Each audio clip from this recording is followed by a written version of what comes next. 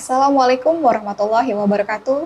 Selamat datang di acara Sarasehan Jogja Istimewa Televisi bersama saya Mirna Marintan Harahap dari Dinas Tenaga Kerja dan Transmigrasi Daerah Istimewa Yogyakarta. Saat ini telah hadir bersama kita narasumber Sarasehan kali ini Bapak atau saya panggilnya Mas Angga Suanggana, Sarjana Hukum, Master Hukum. Selamat datang Mas Angga. Selamat datang. Sehat Mas Angga. Alhamdulillah. Sehat. Iya. Mas Angga ini adalah rekan pengawas ketenagakerjaan saya di Dinas Tenaga Kerja dan Transmigrasi Daerah Istimewa Yogyakarta. Jadi acara Sarasehan kita kali ini Mas Angga untuk memperkenalkan kepada pemirsa Jogja Istimewa Televisi mengenai norma ketenagakerjaan. Apa itu perlindungan tenaga kerja, lalu siapa yang melakukan pengawasan terhadap norma ketenagakerjaan tersebut. Mungkin bisa dimulai dengan Mas Angga memperkenalkan siapa pengawas ketenagakerjaan itu. Silakan Mas Angga. Baik, terima kasih Mbak Nina. Pemirsa JITV, kita mencoba untuk memperkenalkan suatu profesi yang mungkin masih jarang didengar di tengah masyarakat, yaitu profesi pengawas ketenagakerjaan. Profesi ini pada dasarnya dilahirkan itu untuk memberikan perlindungan kepada tenaga kerja. Kenapa? Karena tenaga kerja itu jika dihadapkan dengan pihak perusahaan, tenaga kerja berada dalam posisi yang lemah dan rentan mengalami eksploitasi. Itulah sebabnya mengapa negara harus hadir memberikan perlindungan kepada tenaga kerja, dan petugas yang ditugaskan untuk memberikan perlindungan tersebut adalah kita sebagai pengawas ketenagakerjaan. Kira-kira itu gambaran awalnya seperti itu. Baik, di Yogyakarta sendiri, daerah istimewa Yogyakarta Mas Angga, ada berapa kekuatan pengawas ketenagakerjaan di sini? Nah, kita pengawas ketenagakerjaan ini semuanya ada di Dinas Tenaga Kerja dan Transmigrasi Daerah Istimewa Yogyakarta, sehingga levelnya ada di level provinsi ya, yang melingkupi 4 kabupaten dan 1 kota di wilayah Daerah Istimewa Yogyakarta, dan personil kita ada 21 orang pengawas ketenagakerjaan. Jadi kita wilayah kerjanya semuanya melingkupi seluruh wilayah DIY. Oke, mungkin beda dengan provinsi lain ya Mas Angga ya, karena sejak diberlakukannya Undang-Undang 23, jadi pengawas di provinsi lain mungkin ada yang ditempatkan di UPT atau Korwil atau Satwasker gitu ya. Betul, tapi kalau di daerah istimewa Yogyakarta kita berpusat di kantor Dinas Tenaga Kerja dan Transmigrasi Daerah Istimewa Yogyakarta, mungkin seperti itu. Jadi satu. Jadi satu kantor. Baik, kewenangannya pengawas ketenagakerjaan sendiri Mas Angga sampai di mana? Kalau saya boleh mengibaratkan, pengawas ketenagakerjaan itu bisa diibaratkan sebagai 2 profesi nih. 2 profesi ini kebetulan sudah lebih akrab di tengah masyarakat. Jadi kalau saya mencoba menggunakan analogi ini, harapannya pemirsa bisa lebih mengerti seperti apa gambarannya pengawas ketenagakerjaan itu. Yang pertama, saya menganalogikan pengawas ketenagakerjaan itu seperti dokter. Kenapa seperti dokter? Karena perusahaan yang belum menerapkan hukum atau peraturan-peraturan ketenagakerjaan dengan baik, itu diibaratkan sebagai pasien yang sedang sakit. Nah, kita sebagai pengawas ketenagakerjaan itu memberikan resep, memberikan masukan, memberikan saran, pendampingan, agar perusahaan itu bisa diobati dan bisa melakukan perbaikan supaya bisa menerapkan hukum ataupun aturan ketenagakerjaan dengan lebih baik. Itu analogi yang pertama. Analogi yang kedua, pengawas ketenagakerjaan itu diibaratkan sebagai polisi, Mbak Nina. Jadi, kalau ternyata kita sudah memberikan resep, kita sudah memberikan masukan, pendampingan, dan sebagainya, tetapi dari pihak perusahaan itu tidak ada itikat baik untuk menerapkan aturan ketenagakerjaan itu, maka kita pengawas ketenagakerjaan itu mau tidak mau harus melakukan penegakan hukum supaya bisa menimbulkan efek jera terhadap pihak perusahaan. Kira-kira gambarannya seperti itu. Berarti secara garis besar mungkin kewenangannya pengawas itu mulai dari pembinaan, pemeriksaan, bahkan sampai penyidikan ya Mas Angga ya? Ya. Oke. Mm-mm. Teknik kerjanya atau tata cara pengawasannya seperti apa Mas Angga? Nah, kalau tata cara kita bisa saya kategorikan menjadi dua ya. Yang pertama, kita melakukan pengawasan secara aktif. Yang kedua, kita melakukan pengawasan secara pasif. Nah, mulai dari yang kedua dulu nih. Jadi kita melakukan pengawasan secara Pasif. pasif itu apabila ada pengaduan yang masuk ke kita. Jadi ada pengaduan masuk, kita terima, kemudian kita proses. Nah, kita proses itu dengan kita melakukan analisis dulu apakah pengaduan ini valid dan atau akurat. Kalau ternyata pengaduannya valid, akurat, kemudian kita tindak lanjuti dengan melakukan inspeksi ke perusahaan. Nah, itu kalau tata kerja kita secara pasif. Kalau tata kerja kita secara aktif, itu kita pengawas ketenagakerjaan itu menyusun yang namanya rencana kerja. Jadi di rencana kerja itu tercantum daftar-daftar perusahaan-perusahaan atau entitas-entitas usaha itu yang kita jadikan prioritas untuk dilakukan pengawasan. Nah, dari prioritas itulah yang kita utamakan untuk kita kunjungi dan kita lakukan inspeksi ke lapangan, seperti itu kira-kira. Oke. Yang pertama dulu Mas, yang secara aktif ya. Ya. Tadi Mas Angga menyebutkan berdasarkan prioritas. Ya. Nah, mungkin pemirsa GITV butuh tahu prioritasnya berdasarkan apa? Kalau prioritasnya ada 3 poin utama. Yang pertama jumlah tenaga kerja. Yang kedua adalah potensi bahaya atau resikonya. Kemudian yang ketiga adalah berdasarkan kasus-kasus yang sebelumnya kita tangani. Jadi kalau jumlah tenaga kerjanya banyak, 100 lebih, maka itu yang menjadi prioritas kita. Kemudian kalau di situ semakin tinggi tingkat resikonya, maka itu juga yang menjadi prioritas kita, semakin kita prioritaskan. Dan kalau misalnya yang ketiga, itu terkait dengan kasus-kasus yang pernah kita tangani sebelumnya. Jadi sektor lapangan usaha apa yang itu sebagian besar menjadi temuan-temuan kita dan itu yang kita prioritaskan untuk kita lakukan pemeriksaan. Oke. Yang kedua tadi Mas, yang secara pasif itu kan dari pengaduan-pengaduan yang masuk gitu ya. Iya. Nah, mungkin kita juga butuh diberi penjelasan apa saja yang diawasi oleh pengawas ketenagakerjaan sehingga mereka ketika tidak mendapatkan haknya ini mereka bisa melakukan pengaduan itu. Jadi semacam apa yang norma atau perlindungan kepada tenaga kerja. Nah, perlindungan yang paling mendasar kepada para tenaga kerja itu sebenarnya ada 5 ya. Jadi kalau pemirsa GITV juga mungkin bisa coba untuk mencermati perlindungan-perlindungan ini.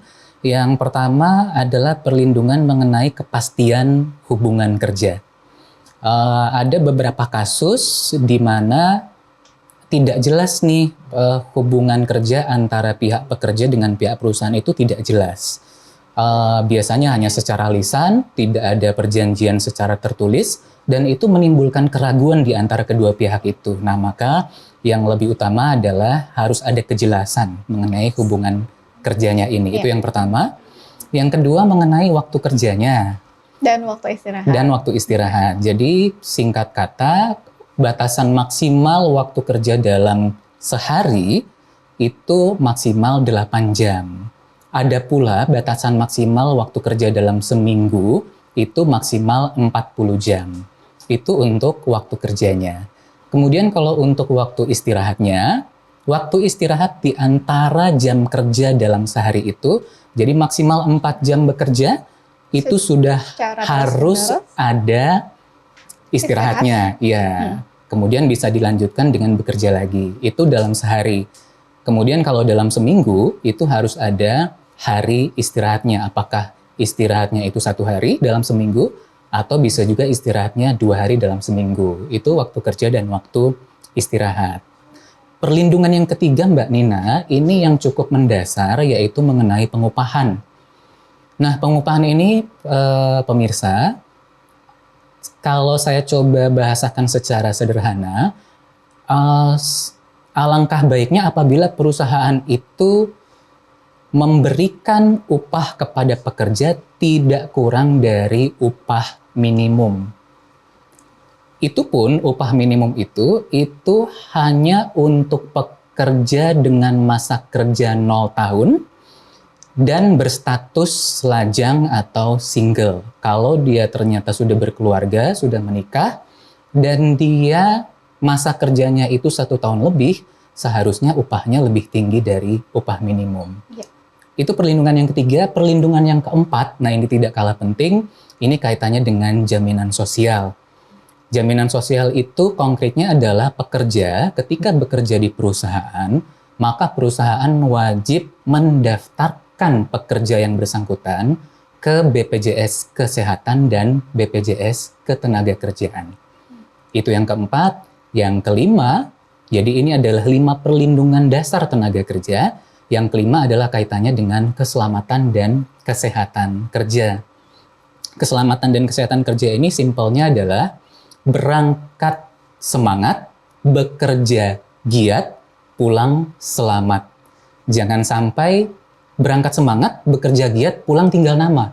Nah, itu sangat tidak kita inginkan. Jadi, ketika melakukan pekerjaan, itu harus terjamin juga keselamatannya dan kesehatannya. Itu kira-kira 5 perlindungan utama terhadap para tenaga kerja kita. Mungkin pemirsa JITV juga butuh tahu ya, Mas Angga tadi menyebutkan tentang jam kerja, waktu kerja. Jadi maksimal itu adalah 8 jam per hari, 40 jam per minggu. Iya. Tapi mungkin ada yang mengalami, loh saya kok lebih dari itu. Apakah itu berarti bertentangan dengan peraturan perundangan, Mas Angga? Kalau melebihi waktu maksimal itu diperbolehkan apabila kondisinya sangat mendesak. Dan kelebihan itu terhitung sebagai kerja lembur dan perusahaan wajib membayarkan upah lemburnya. Gitu. Dari 5 norma ini tadi, Mas, ada Iya. waktu kerja, waktu istirahat, hubungan kerja, jaminan sosial, upah, dan K3. Iya. Yang paling banyak pengaduan yang masuk ke Disnaker yang mana, Mas Angga? Nah, berdasarkan data tahun 2023, pengaduan terbanyak memang Upah ya? mengenai pengupahan. Iya, Iya. kita harus akui dan datanya memang sebagian besar menunjukkan pengaduan mengenai pengupahan itu yang paling banyak. Oke. Apa, Mas Angga? Rata-rata atau yang terbanyak? Apa upah di bawah UMK dan sebagainya atau gimana? Ada upah tidak dibayar, upah di bawah upah minimum, upah terlambat, upah dipotong, macam-macam ya. Macam-macam ya. Iya, kaitannya dengan pengupahan. Baik, mungkin pemirsa JITV juga butuh diberi pemahaman keberhasilan atau success story-nya pengawas ketenagakerjaan nih, Mas Angga. Jadi kalau misalnya ada pengaduan yang masuk, kan pasti kita tindak lanjut ya kalau memang valid ya, memang itu Betul. valid setelah kita klarifikasi. Nah, ada nggak contoh kasus-kasus pengaduan yang masuk yang sukses ditangani oleh pengawas dan mungkin pemirsa JITV mengenal kasus ini karena mungkin pernah viral atau bisa didengar di mana-mana beritanya. Mungkin Mas Angga bisa berbagi dengan teman-teman pemirsa. Nah, ini juga menjadi penting untuk kita share ya, untuk kita bagi dengan pemirsa JITV.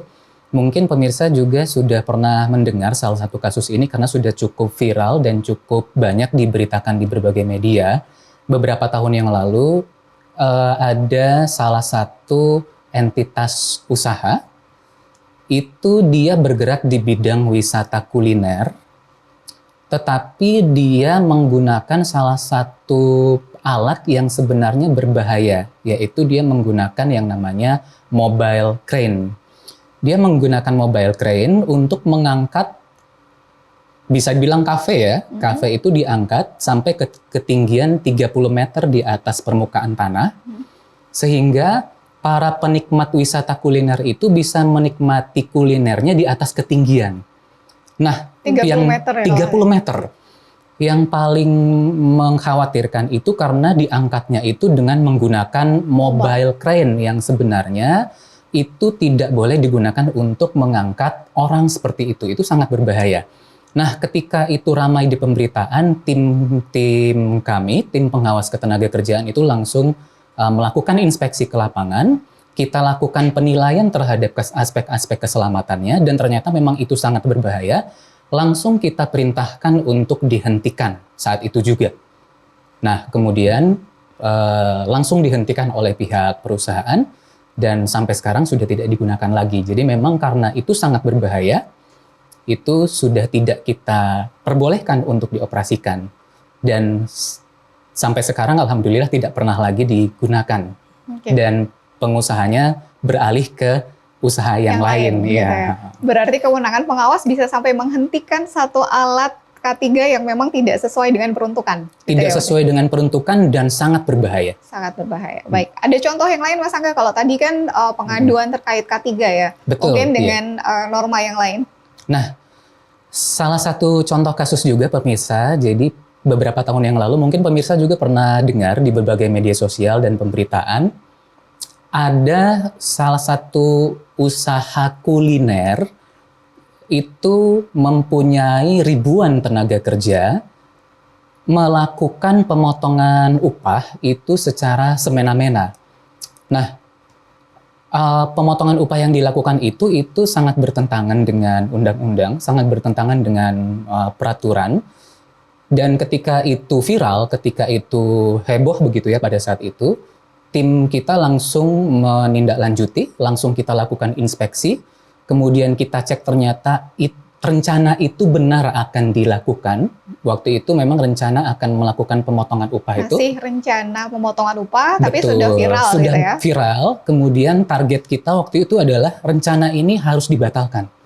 Karena kalau rencana ini jadi, itu betul-betul mencederai hak tenaga kerja. Nah, maka kemudian kita langsung melakukan inspeksi. Langsung kita perintahkan kepada pihak pengusaha untuk menghentikan rencana tersebut. Dan alhamdulillah selang 2 hari rencana itu langsung dibatalkan. Jadi kita sangat bersyukur sekali bahwa rencana yang sangat mencederai hak tenaga kerja itu dibatalkan dan tidak jadi dilaksanakan. Gitu. Oke. Itu contoh kasus-kasus yang penanganannya terhitung cepat ya Mas Angga ya? Iya. Mas Angga mungkin bisa mencontohkan lagi kasus yang sukses ditangani walaupun durasi penanganannya agak lama, agak panjang. Iya. Mungkin karena kompleksitas masalah juga dan variabel-variabel di lapangan. Ada satu contoh yang bisa Mas Angga sampaikan kepada pemirsa? Satu lagi pemirsa, betul Mbak Nina, ini satu lagi contoh kasus yang kita tangani tetapi butuh waktu kurang lebih 2 tahun ya. Jadi ketika pengaduan itu masuk ke kami, ke Dinas Tenaga Kerja dan Transmigrasi Daerah Istimewa Yogyakarta, itu ternyata harus diproses terlebih dahulu mengenai PHK-nya, pemutusan hubungan kerjanya, kemudian mengenai nilai pesangon yang harus dibayarkannya, dan itu berproses sampai ke pengadilan, kemudian bahkan berproses sampai ke Mahkamah Agung. Jadi ini memang butuh waktu lebih dari 1 tahun. Ketika sudah ada putusan dari Mahkamah Agung di mana pengusaha harus membayarkan pesangonnya, pengusaha masih belum mau untuk membayarkan pesangon itu. Nah, maka kita sebagai pengawas ketenagakerjaan Mbak Nina, waktu itu kita perintahkan kepada perusahaan untuk membayarkan pesangonnya sesuai dengan putusan Mahkamah Agung.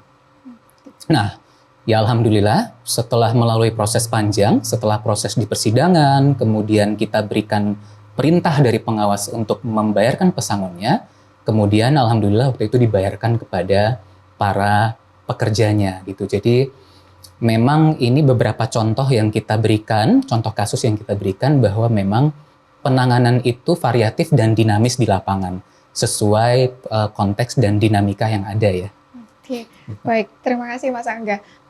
Tadi Mas Angga menyebutkan ada kasus-kasus yang memang viral lalu kita tangani, tapi ada juga yang lewat pengaduan. Nah, mungkin pemirsa Jogja Istimewa Televisi juga butuh tahu, kalau saya tidak menerima hal ini, kemana saya harus mengadu? Gimana caranya? Apa yang bisa dilakukan oleh teman-teman ini? Sebenarnya kalau di era seperti ini, pengaduan itu bisa disalurkan melalui berbagai macam saluran, melalui media sosial bisa, melalui telepon bisa, email, datang langsung bisa, atau bisa juga melalui aplikasi pengaduan yang ada di website resmi, situs resmi Dinas Tenaga Kerja dan transmigrasi Daerah Istimewa Yogyakarta. Jadi melalui berbagai saluran itu sangat bisa. Oke. Dari tadi juga Mas Angga menyebutkan perlindungan tenaga kerja. Terus kita menawarkan channel pengaduan juga biasanya diakses oleh tenaga kerja. Iya. Mungkin seperti itu.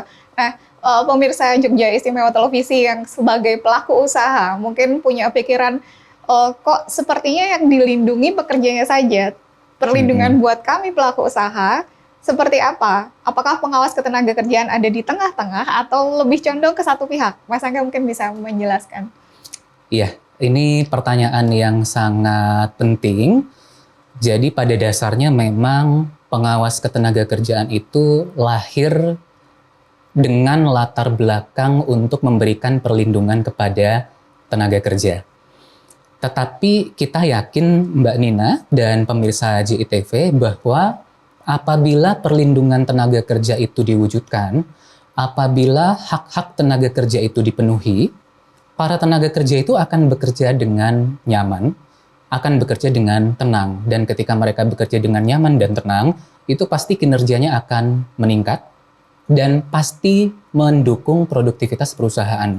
Nah, kalau produktivitasnya itu sudah tinggi, dan kita yakin pasti keberlangsungan usaha itu akan terjadi. Dan pasti yang untung kan pengusaha juga. Iya. Gitu. Berarti mungkin kesimpulannya perlindungan tenaga kerja itu pasti dampaknya juga adalah perlindungan keberlangsungan usaha. Artinya Betul. juga kembalinya ke pengusaha lagi ya Mas ya? Betul, Baik. iya. Terima kasih Mas Angga. Mungkin dari sesi sarasehan kita hari ini, Mas Angga bisa membuat sedikit kesimpulan yang menggambarkan mulai dari siapa itu pengawas ketenaga kerjaan, apa yang diawasi oleh pengawas ketenaga kerjaan ini, dan bagaimana cara pekerja ataupun mungkin pengusaha menuntut haknya, seperti itu, secara garis besar. Iya. Pemirsa JITV, profesi pengawas ketenaga kerjaan memang dilahirkan atau dibentuk sebagai wujud kehadiran negara dalam memberikan perlindungan kepada para tenaga kerja.